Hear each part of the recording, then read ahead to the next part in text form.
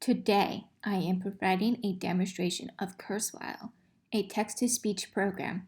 You can use this program to both visually read or listen to any PDF, HTML, DAISY, RTF, EPUB, Word document, text, and CAS files that you upload into the program. What this means is that Kurzweil is not only meant for listening to your textbooks, but articles, class handouts, even your own written essays, and more. This program also supports note-taking, studying, and editing strategies, which I will show later on in my demonstration.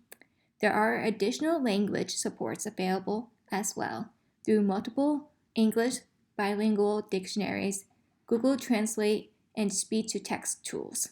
A couple of things to note before I start. Springfield College account with Kurzweil underwent changes in fall 2020. Students now can access their Kurzweil account by using a specific link shown on the screen, which will connect Kurzweil to your Springfield College username and password. When you click on this link, it may bring you directly to Kurzweil or to a login page. All you need to do is sign in using your Springfield College username and password. Again, you must use this link every time to access Kurzweil. The second important detail to note, you must use the Google Chrome internet browser in order to access your Kurzweil account. If you use Safari or Firefox, you may notice that Kurzweil may have technical glitches. Please make sure that you're using Google Chrome to prevent any issues. I'm going to log into my account. We are now on the main page. A couple of things to point out about this page here. You will have the ability to switch this page into dark mode if it's easier on your eyes. You will notice that on the left-hand side of the page, when you're in your account, that you will have a folder with your name. If you click on your folder, you will notice that you have 3 subfolders called Private, Public, and Recently Opened Local Files. This is where your files will be when you upload them into the program. I encourage you to click on the folder that you want your file to go into before uploading it into the program. If you don't do that, don't worry. You have the ability to move, rename, delete files. Just select on the file you want to move, click on Move, go to your folder, and select the other folder that you want to move it to.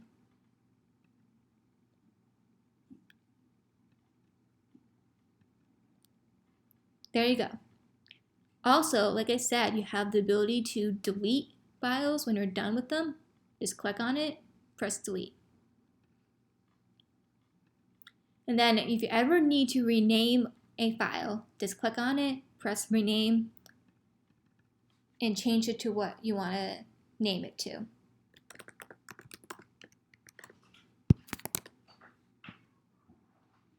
Now I am going to go over the upload features.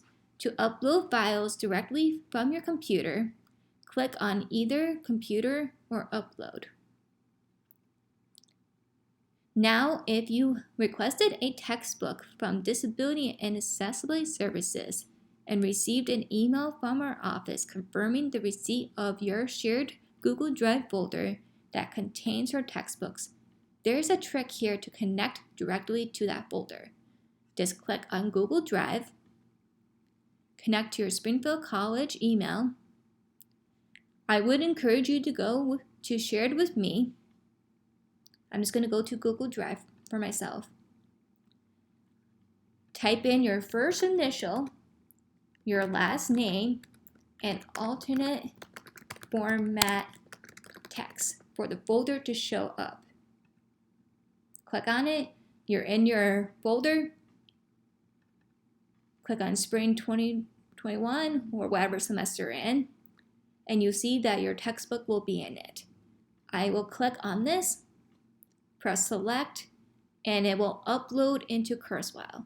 Now when you upload files into Kurzweil, it will open it up right away for you. If you want to return back to the main page to continue uploading your other textbooks or other files into the program, just go over here, click on my Universal Library, and it will bring you back to your main page. I am now going to open up a textbook. To open a textbook, just click on it.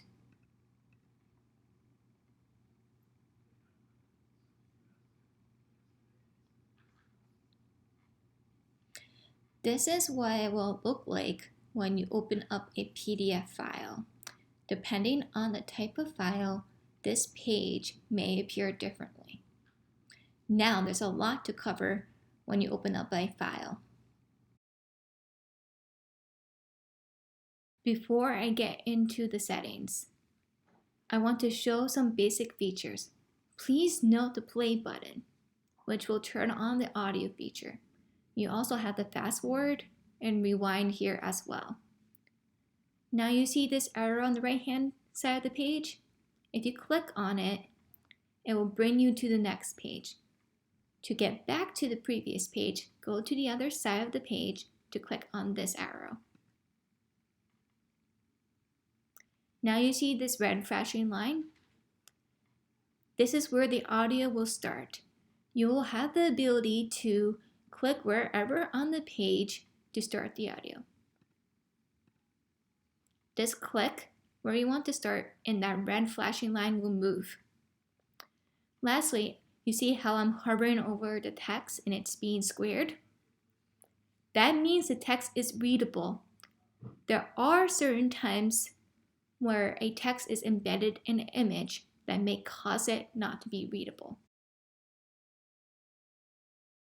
I am going to show you the document settings. You see the toggle with the magnifier over a page? This is where you can make adjustments to how the document is being viewed on the page. Just hover over it and it'll pop up.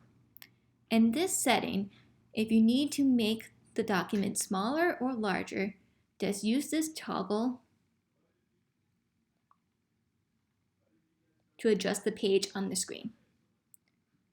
If you want the document to fit the page, just click Fit With.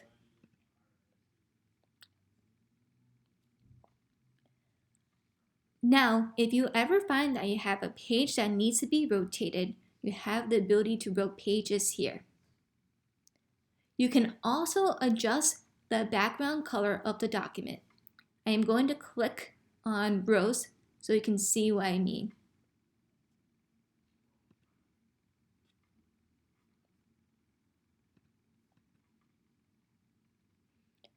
One last feature in this section that I want to point out is the thumbnail view.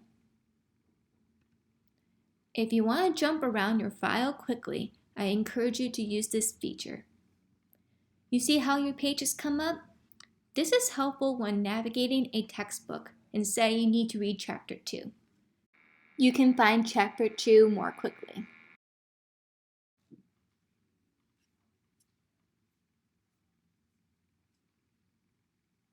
Click on it, and it'll come right up for you. Just note in this feature, the page numbers shown here do not correspond with the page numbers in the textbook. Depending on your textbook and how it's set up, page 1 usually starts with Chapter 1. So just be aware of that when you use this feature. I am going to show you the audio settings. I am just going to click on a random page here. With the audio settings, I encourage you to spend time with this feature to figure out what the best audio settings are for you. Look for the toggle that contains a gear and audio sign over it. Again, just hover over it and it will appear on the page. You have the ability to adjust the voice of the speaker. It's currently set to Tracy. Let's hear how she sounds. click anywhere on the page, press play. Failure to seek outside professional help.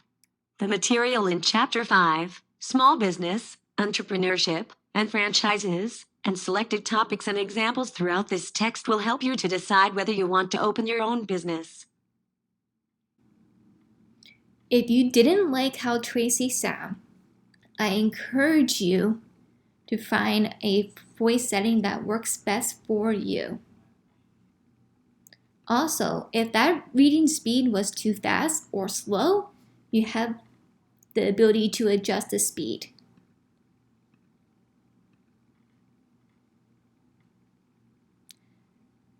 The unit over here means how the text is being highlighted on the page when it's speaking. You can do a paragraph at a time, a line at a time, a sentence at a time, or just by word. Lastly, the mode section indicates the playback of the audio. Right now it's on continuous, which means that it will keep on playing until you press pause. The further you go down this list, the more often you will have to press play and pause. And again, I really encourage you to play around with this feature to find out what works for you.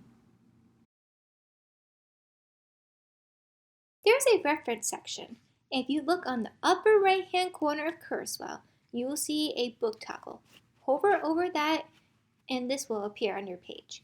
You'll see that you have access to a dictionary, a picture dictionary, synonyms, and a translation.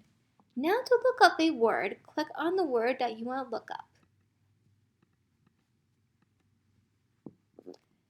Then go back to the reference section, and I'm going to choose dictionary.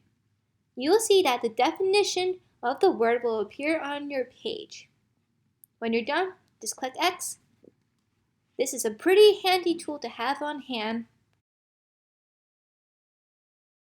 I'm going to get into some cool note-taking tools that Kurzweil has to offer. If you look on the left-hand side of your screen, you will see the highlighter toggle. Hover over that and click on it, and your highlighting features will show. You have different color highlighters that you can use, a strikeout feature, circling feature, and an eraser. You also have the ability to customize your highlighters. For more information about this, I encourage you to watch Kurzweil Academy video for this.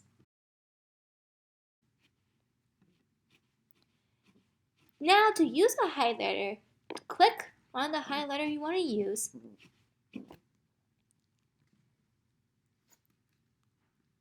And then click and hover over the text that you want to highlight.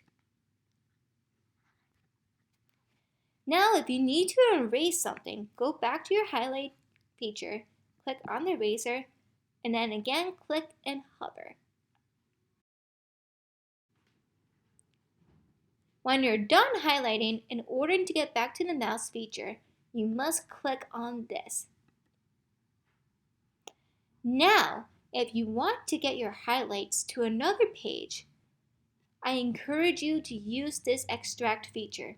It will bring all your highlights to another page where you'll be able to download it to your computer and print it out to help you write a paper or study for an upcoming exam. I'm going to click on the button now.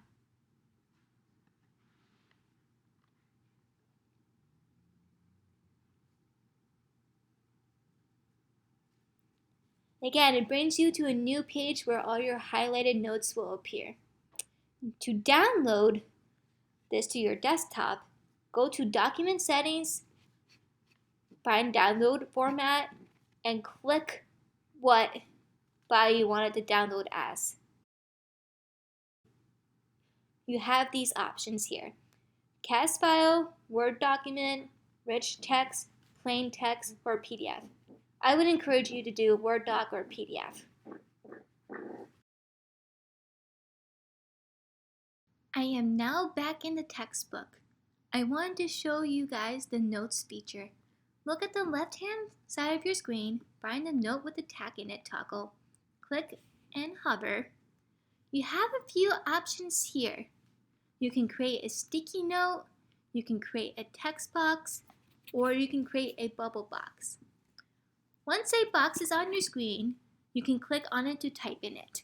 So I'm going ahead and show you what a sticky note looks like. You just click on the screen, drag to how big you want it to be, and then type. You also have the ability to customize your font type or text color, the size, however you want it to be.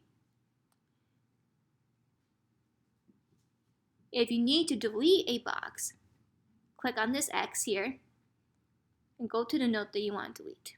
Click on it and it will go away. Now you must click on the mouse in order to use the other features of Kurzweil. Another cool note-taking feature is the column note feature. This is the last toggle on the left-hand side. Over it and click on it to open. And choose the green option to create a new column note. You will see that this appears on the bottom of the page. You'll have the ability to customize your column notes. You can get rid of a column, change it to just 2 columns, add more rows, delete a row, and even change the names of the columns.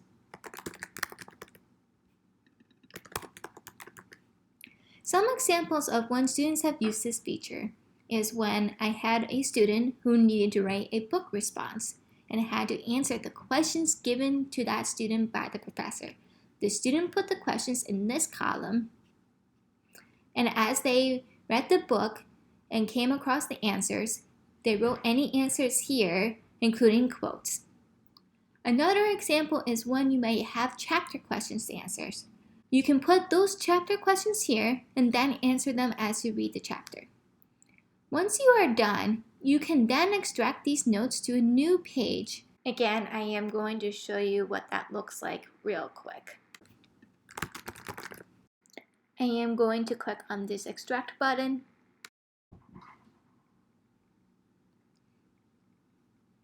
Again, it brings me to this page where you can go to the document settings and you can download your notes as a PDF, rich file, Word document, plain text, or CAS file onto your desktop. Then you will have these notes to help you write your paper, prepare for a test, or answer your chapter questions. You can customize these notes again to however it best supports you in your learning. I am now back on the main page. There is one last feature that I want to show you. There is a Google Chrome extension that you can add to your Google Chrome browser that will enable you to use Kurzweil to read websites such as CNN, Gmail, and Brightspace. To add the extension, I encourage you to go to Google, search it, and find this link. Click on it, and it'll bring you to another page where you'll see a button here that says Add to Chrome. Mine says Remove from Chrome because I already have it, the extension added to my browser. Now, once it's added, it is this little colorful box on your Google Chrome browser. In order to access this extension, you must be logged in into your Kurzweil account. Then you must click on this box in the bottom left-hand corner of the screen labeled Enable Read the Web in order to turn on the extension. Once you click on it, it says that Read the Web has been enabled, and now you can start using this on websites. So I already have an article open up on CNN. I'm going to go turn on my little extension by clicking on this little gray box to make it colorful. You will see that this will pop up.